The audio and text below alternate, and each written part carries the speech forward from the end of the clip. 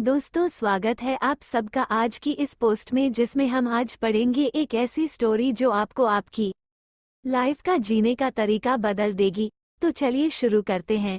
तो कहानी शुरू होती है कि एक राजा ने भगवान का एक सुंदर मंदिर बनवाया और उसमें एक पुजारी को पूजा करने के लिए रखा। काफी समय बीत गया, राजा की भी उम्र हो गई थी और पुजारी की भी उम्र हो चली थी। लेकिन राजा का एक नियम था कि वो हर सुबह अपने सैनिक के साथ एक फूलों की माला भिजवाया करता था और उस माला को पुजारी जी भगवान श्री कृष्ण को चढ़ाया करते थे।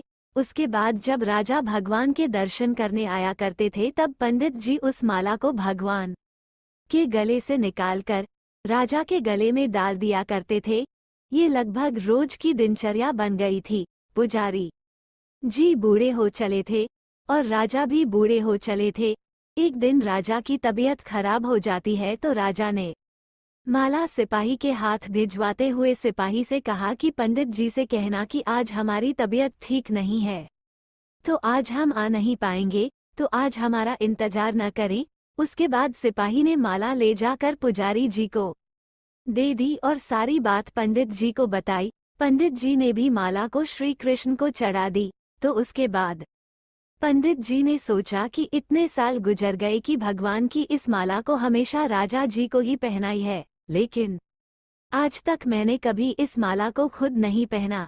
तो हो सकता है कि जरूर यह प्रभु की इच्छा है कि इतने सालों में आज मौका मिला है कि प्रभु की इस माला को मैं अपने गले में पहन पाऊं।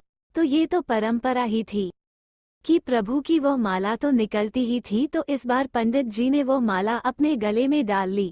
लेकिन तभी सिपाही दौड़ते हुए आया और बोला कि महाराज को वहां कुछ ठीक नहीं लग रहा है, तो राजा साहब मंदिर की तरफ ही आ रहे हैं, आप तैयारी करना शुरू कीजिए। राजा को लगा कि इतने सालों से बनी हुई परंपरा कहीं टूट ना जाए, इसीलिए वो मंदिर की ओर आने लगे। जैसे ही पंडित जी ने ये सुना, उन्होंने तुरंत माला गले से निकाला और भगवान को पहना दी। घबराहट में पंडित जी समझ नहीं पाए कि उन्होंने क्या गलती कर दी है। पंडित जी को लगा कि अगर राजा को पता चला तो वो उसे दंड दे देंगे। अब राजा आए तो रोज की तरह पंडित जी ने माला भगवान के गले से उतारी और राजा को पहना दी। लेकिन राजा की नजर माला पर पड़ी, उसमें एक सफेद बाल था। राजा को बात समझ आ गई कि ये सफेद बाल पुजारी का है। राजा ने पुजारी से पूछा कि क्या इस माला को आपने पहना था? ये सफेद बाल कहाँ से आया? तो पंडित जी डर गए और डर के मारे बोल दिया कि यह सफेद बाल तो श्री कृष्ण का है, भगवान का है। राजा को गुस्सा आ गया कि एक तो पंडित छल कर रहे हैं और ऊपर से झूठ बोल रहे हैं। राजा ने थोड़ा गुस्से में आकर पूछा कि कृष्ण जी के कब से सफेद बाल हो गए? ठीक है, कोई नहीं, मैं कल श्रृंगार के समय आऊंगा, तब देखूंगा कि श्री कृष्ण के बाल सफेद हैं या नहीं। और याद रखना पंडित, अगर बाल काले निकले, सफेद नहीं निकले, तो कल के कल आपको इस छल के लिए मृत्यु दंड दिया जाएगा। और राजा गुस्से में तमतमाते हुए वहां से चले गए। और इधर पंडित जी को अपनी मृत्यु नजर आने लगी थी। वो श्री कृष्ण के आगे दंडवत कर लेट गए और बोले कि प्रभु, मुझे क्षमा कर दीजिए, मैं लोभ में आ गया था। मुझे लगा यह माला मुझे भी पहननी चाहिए। मुझे बचा लीजिए प्रभु, नहीं तो कल राजा के हाथों मेरी मौत निश्चित है। पंडित पूरी रात भगवान से विनती करते रहे, रोते रहे, प्रार्थना करते रहे कि प्रभु मुझे बचा लीजिए। अगली सुबह राजा श्रृंगार के समय पहुंचा और पहुंचने के बाद राजा ने पंडित से कहा कि पंडित जी, मुकुट उतारिए, मुझे बिहारी जी के केश देखने हैं। पंडित जी ने डरते डरते मुकुट उतारा और जैसे ही मुकुट उतारा, राजा चौंक गया। श्री कृष्ण की मूर्ति के बाल सफेद थे, लेकिन राजा को लगा कहीं ऐसा तो नहीं कि पुजारी फिर कोई छल कर रहा है, कहीं इसने अपने जान बचाने के लिए बाल रंगवा तो नहीं दिए। तो बाल की जांच करने के लिए वो बाल तोड़ने लगे और जैसे ही राजा ने बाल तोड़े, मूर्ति में से खून बहने लगा।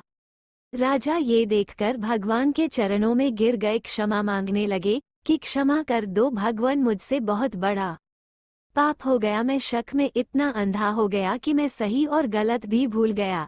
तभी मूर्ति में से आवाज आई कि राजा, तुमने मुझे सिर्फ मूर्ति माना, इसीलिए मैं आज से तुम्हारे लिए सिर्फ मूर्ति हूँ। लेकिन इस पुजारी ने मुझ में साक्षात भगवान देखा, इसीलिए उसकी जान बचाने के लिए मुझे अपने बालों को सफेद करना पड़ा। खून की धारा बहानी पड़ी ताकि तुम्हें समझा पाऊं। और उसके बाद राजा को अपनी गलती पर पछतावा हुआ। लेकिन अब कुछ नहीं हो सकता था। इसीलिए तो कहते हैं कि अगर मानो तो पत्थर में भी भगवान है, नहीं तो साक्षात आपके सामने भगवान आ भी जाए तब भी आप उनसे उनकी सत्यता मांगेंगे। अगर आप सच में भगवान को देखना चाहते हैं तो आपके सिर्फ भाव होने चाहिए। ऊपर वाले पर बिना किसी शर्त के विश्वास रखो और अपने कर्म को निरंतर करते रहो। ऊपर वाला आपको उसका फल अवश्य देगा। तो उम्मीद है आपको ये कहानी पसंद आई होगी। तो आपको क्या लगता है जो राजा ने किया, क्या वो सही था? क्या एक राजा होने के नाते उसके पास सत्य की पहचान करने का कोई और रास्ता भी था? हमें कमेंट करके जरूर बताइएगा। अगर आपको जानकारी अच्छी लगी हो तो इस वीडियो को कमेंट करें, लाइक और शेयर करें। अगर आप इस चैनल पर नए हैं तो चैनल को सब्सक्राइब कर ले ताकि आपको एक नई जानकारी प्राप्त होती रहे।